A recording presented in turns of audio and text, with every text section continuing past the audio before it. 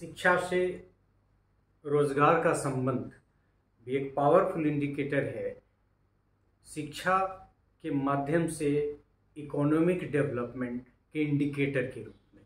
So education and development, rather employment, education and employment are related. The relationship between education and employment is a powerful indicator of economic growth.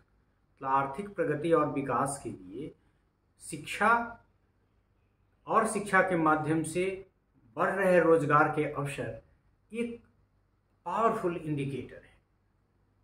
The relationship between education and different aspects of employment like level of earnings, status and employability is assessed to be strong and positive. मतलब कि शिक्षा और employment के बीच का जो relation है वो ये बताता है कि शिक्षा के फलस्वरूप व्यक्ति की अर्निंग बढ़ती है, उनका स्टेटस हाई होता है और उनके नौकरी मिलने के अवसर बढ़ जाते हैं। जैसे मान लीजिए कि आप कम पढ़े लिखे हैं तो मजदूरी के अलावा कुछ कर नहीं सकते हैं। जो किसी खास फील्ड का चैंपियन है, स्किल्ड पर्सन है, उसके पीछे पीछे जॉब है। तो ये बताता है कि there is a relationship between education and employment.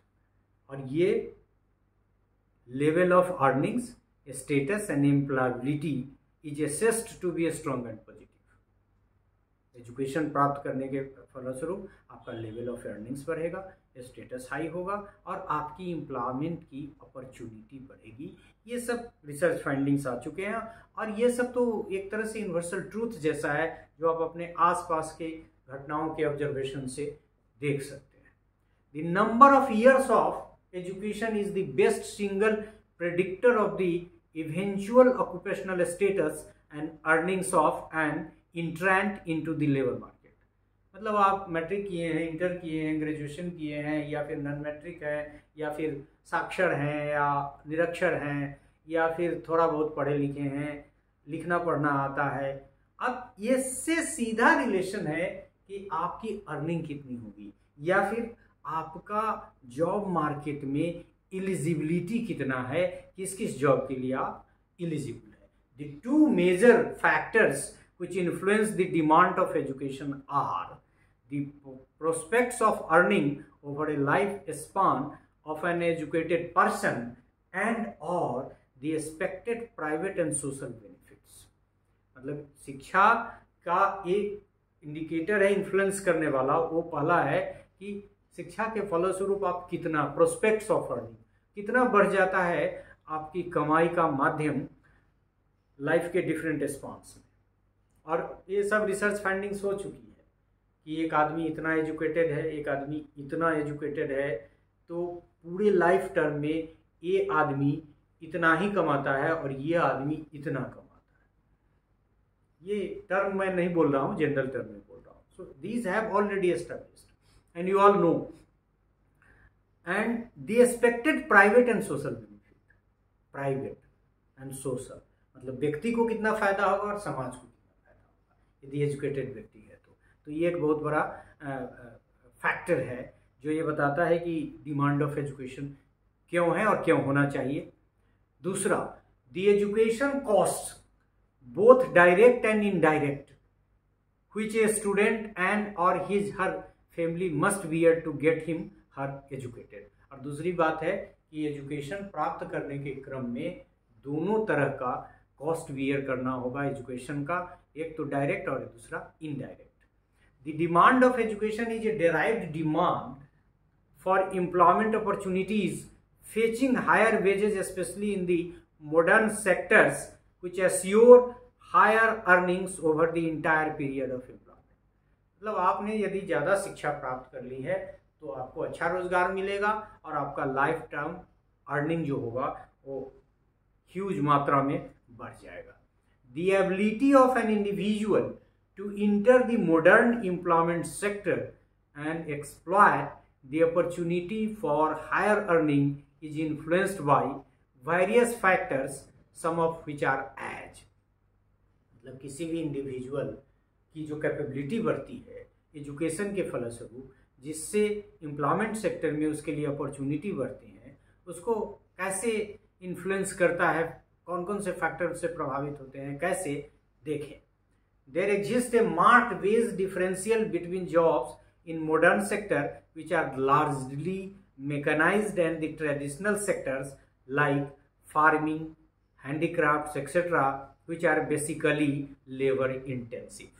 मतलब ये क्लियर कट आप देख सकते हैं डे टू डे की फंक्शनिंग में ही कि कैसे कोई ऑर्गेनाइज सेक्टर में काम करता है अच्छी शिक्षा प्राप्त करने का तो उसकी आमदनी कितना है, और अनऑर्गेनाइज्ड या ट्रेडिशनल सेक्टर में कोई काम करता है फार्मिंग का, हैंडीक्राफ्ट का, तो उसकी कितनी आमदनी है। ये एक इंडिकेटर है जो बताता है कि शिक्षा और एम्प्लॉयमेंट में क्या संबंध है, कैसा संबंध है। Entry into the modern sector jobs and earnings thereof depend on the level of completed education। वो भी बताया कितना पढ़ा है आपने, 5वीं तक पढ़ा है, 7वीं तक पढ़ा है, 8वीं तक पढ़ा है, मैट्रिक पास किया है। आप तो देख रहे हैं ITI भी करनी है तो फिर आपको मैट्रिक पास होना चाहिए, तो कोर्स भी आप नहीं कर सकते। Stage wise there is importance of education, so how long you have got education, it is also an important aspect. Whereas the income from earnings in the traditional sector has no fixed educational requirement. Traditional sector में खेती के लिए या फिर और, हालांकि वहां भी होगा तो वो प्रोडक्टिविटी बढ़ेगी कुछ न कुछ। आप यदि रिसर्च करेंगे तो आपको लगेगा पढ़े लिखे किसान ज़्यादा उपजा रहे हैं, वो ज़्यादा बिजनेस की तरह खेती कर रहे हैं। लेकिन अनऑर्गेनाइज सेक्टर तो नहीं कहिए, ट्रेडिशनल सेक्टर में अपॉर्चुनिटी बहुत कम है और उसमें एजुकेशन नहीं भी प्राप्त लोग काम कर रहे हैं और इसीलिए उनका वेज भी कम है, अर्निंग भी लाइफ टाइम उनका कम है।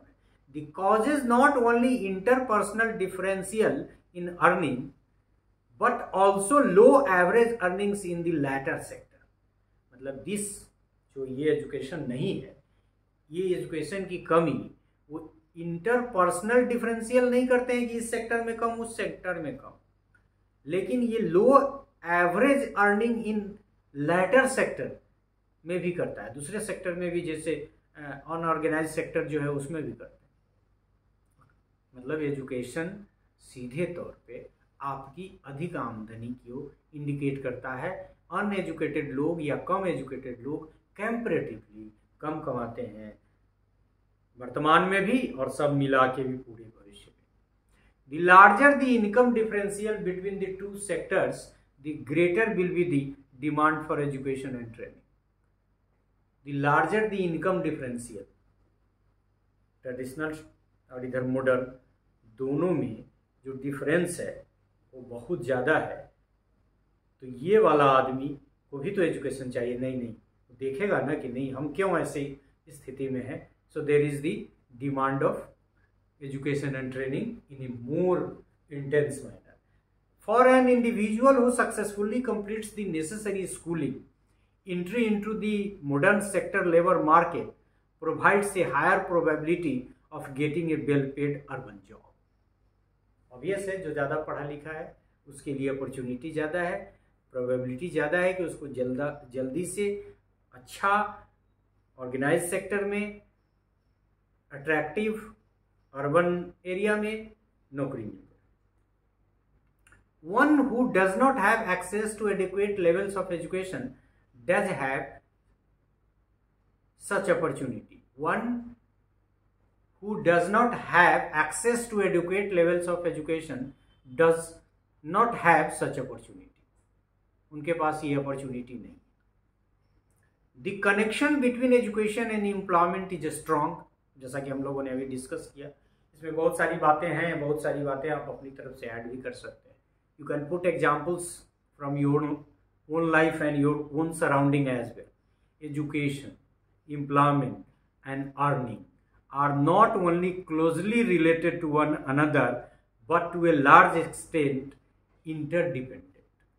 अंत में यह कि शिक्षा, रोजगार और कमाई आपस में सिर्फ क्लोजली रिलेटेड नहीं है, जुड़े हुए नहीं हैं, बल्कि एक तरह से आश्रित हैं दूसरे पर, और एक तरह से जैसे हम सामाजिक अध्ययन की भाषा में कहें तो इन तीनों के बीच में अनुन्याश्रित संबंध है।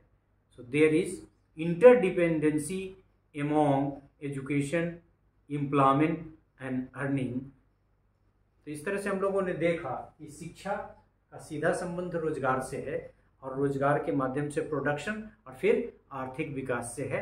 तो इस भाग में हम लोगों ने शिक्षा और रोजगार के अंतः संबंध के माध्यम से यह व्याख्या की, यह जानने का प्रयास किया कि कैसे शिक्षा रोजगार देती है और रोजगार के माध्यम से आर्थिक विकास करती है। सो इस भाग में इतना ही। धन्यवाद।